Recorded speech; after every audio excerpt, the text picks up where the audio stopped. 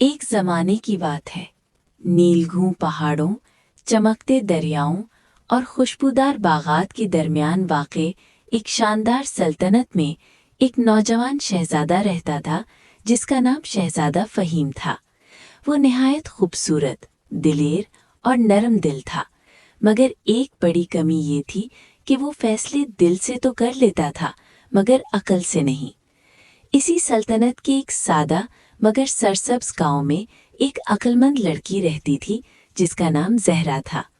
وہ نہ دولت مند تھی نہ شاہی خاندان سے تعلق رکھتی تھی، مگر اس کی آنکھوں میں گہری سمجھداری اور باتوں میں دانائی جھلکتی تھی۔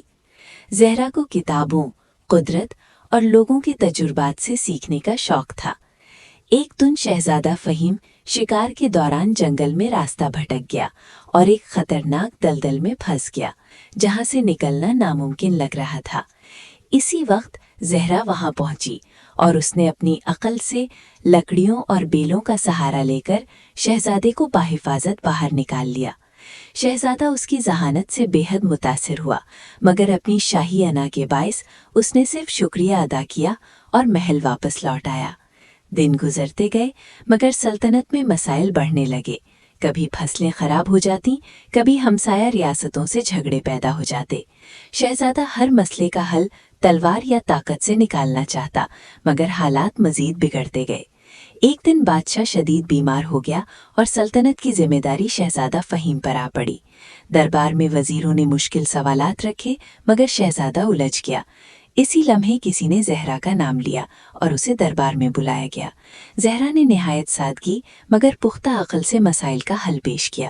اس نے کہا کہ جنگ کی بجائے بات چیت، اناج کی ذخیرہ اندوزی کے بجائے منصفانہ تقسیم اور طاقت کے بجائے حکمت استعمال کی جائے۔ اس کی باتوں نے دربار کا ماحول بدل دیا۔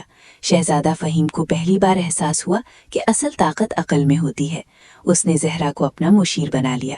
دونوں نے مل کر سلطنت کے نظام کو بہتر بنایا۔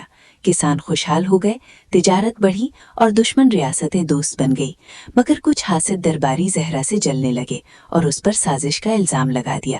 شہزادہ ایک لمحے کے لیے شک میں پڑ گیا، مگر زہرا نے صبر اور دلیل سے اپنی سچائی ثابت کی۔ اس دن شہزادہ نے سب کے سامنے اعلان کیا کہ حکمرانی صرف تاج سے نہیں بلکہ سمجھداری سے ہوتی ہے۔ وقت کے ساتھ شہزادہ فہیم ایک دانا بادشاہ بن گیا اور زہرا اس کی زندگی اور سلطنت کی رہنمائی کا روشن چراغ۔ آخرکار شہزادہ نے زہرا سے شادی کی پیشکش کی جسے زہرا نے مسکرا کر قبول کیا۔ دونوں نے مل کر ایسی سلطنت قائم کی جہاں انصاف، عقل اور محبت سب سے بڑی طاقت بن گئے، اور یہ قصہ نسل در نسل اس سبق کے ساتھ سنایا جانے لگا کہ خوبصورتی یا طاقت نہیں بلکہ عقل ہی انسان کو حقیقی عظمت تک پہنچاتی ہے۔